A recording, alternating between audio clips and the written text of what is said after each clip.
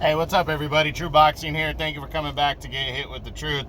Today, we're doing the what's next on the newly crowned IBF Featherweight Champion of the world, Kiko Martinez, following a monster upset and knockout of Kid Galahad as he captured the IBF Featherweight title with that win.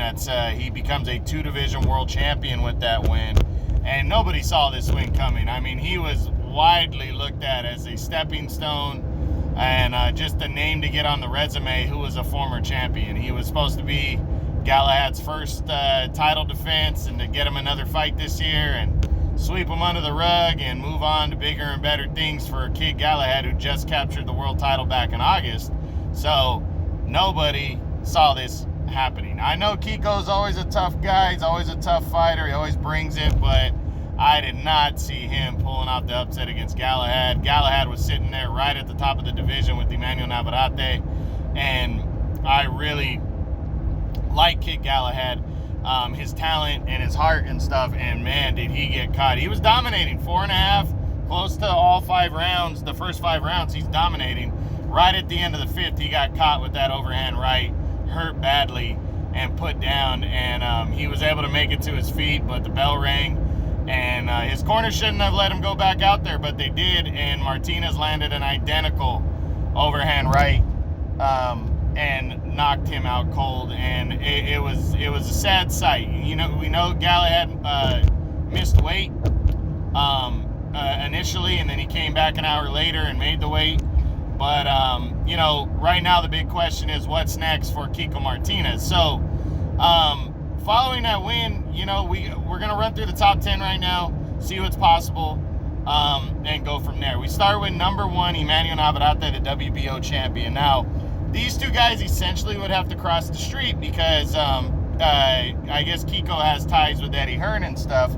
But I say why not, man? This would be a good way to get 2 veterans to compete, and I'm sure Martinez would love to go and try to unify belts. I don't think he would care if he was the underdog going in against Emmanuel Navarrete. You know, I think it'd be fun and entertaining for a few rounds at least, and just what could come from it would be the point. And I think Martinez would be down, but I just don't think Bob Arum and Eddie Hearn are going to come together for the fight. So I'd love to see it, but I'd figure on the less likely side. Number 2 is Mauricio Lara. Now, I'd love to see Lara get a shot. He worked with Eddie Hearn for Josh Warrington, so why not Lara, who beat Warrington, and Warrington has a win over Kiko also, why not make these 2 guys lock horns for the world title in the next fight? You know, why not? I think it makes a lot of sense. Now, number 3 for me now is Kiko Martinez right now. Number 4 is Josh Warrington, which would be a rematch from 2017 when Warrington took a majority decision over Martinez.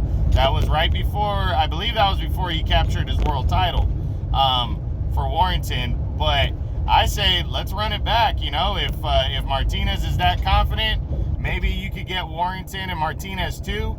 And if Warrington, the winner of that could fight Mauricio Lara. You know, maybe they could do a whole little 4-man box-off with Galahad if that's possible, you know. But, yeah, I mean, I think that's a definite option now because, one, that's a good way for Warrington to reclaim a world title. You know, that was his belt. He gave it up. He got knocked out against Lara, and now Kiko's the champion. So why not fight Josh Warrington again? I would love to see that. Number 5 is a rematch with Kid Galahad. You know, Galahad, I think Eddie Hearn's going to push for this probably before anything else if he doesn't push for the Josh Warrington fight a little bit more. But I definitely think it's possible. But it's up to the promoter, Eddie Hearn. But I think if Galahad's not feeling the weight, you know, and he wants to move up to 130, then that could be off the table. But I think Galahad needs to make a run at it. He was dominating the fight. He needs to try to get Martinez back in the ring in a rematch, because at the end of the day, Galahad and Eddie Hearn did give Martinez an opportunity, so I think Martinez kind of owes an opportunity back to Galahad, so we'll see, but I definitely think the fight's possible. Number 6 is WBA champion Lee Wood. Well, Lee Wood is supposed to be taking on undefeated Michael Conlan in a mandatory title fight, and the winner's supposed to fight Leo Santa Cruz. So I don't see Lee Wood, even though he's with Eddie Hearn in Matchroom, I don't see him and Kiko locking horns. Not next, anyways. Number 7 is Can Shu, or Shu Can of China, the former champion. Not seeing that one.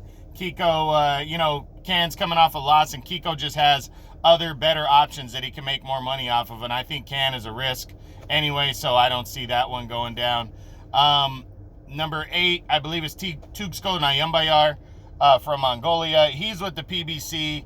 This fight doesn't make sense. He's not, Kiko has other bigger name options. It doesn't make sense to fight Nyambayar next. And then, at the back of the top 10, you got Joet Gonzalez, who just fought for the title against Navarrete, fought hard, came up short. He's not a big name. It'd be a good fight, 2 guys going toe-to-toe, but not a big name, so it wouldn't make sense for Kiko.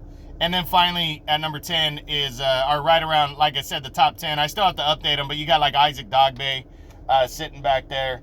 And again, I just don't see that fight being possible because he's with Top Rank, and Dogbe's trying to get himself in line for something else, like what's his name, a rematch with Navarrete. So not seeing that one right there. But at the end of the day, I think Kiko's got a lot of good options. I mean, I really think if he's working with Eddie Hearn, I think 3 fights are possible. Obviously, the rematch with Kid Galahad's definitely there. A rematch with Josh Warrington to get some revenge is definitely there, because Josh Warrington's with Eddie Hearn. And then a showdown with Mauricio Lara is there, who's worked with Eddie Hearn the last 2 fights now. So I think Kiko's got a lot of options, and unless they enforce a mandatory title defense for Kiko, I think he's going to be fighting one of those 3 guys next, in my opinion. That's what I think. Kiko's a former champ. He's an older guy. He's not going to want to waste time. He's the new champ, but he was a champion at 122. He came out of nowhere, an aging veteran, and pulled off a major upset. And he's not going to wait around and take on a nobody title defense, especially with the options that he has. Eddie Hearn's going to feed him somebody good, and he's probably going to come in the underdog, but I don't think he minds that role. So that's it. That's the what's next on the newly crowned IBF Featherweight Champion Kiko Martinez, following his stunning 6th-round knockout upset win over Kid Galahad. I hope you guys enjoyed it. True boxing. You've been hit with the truth.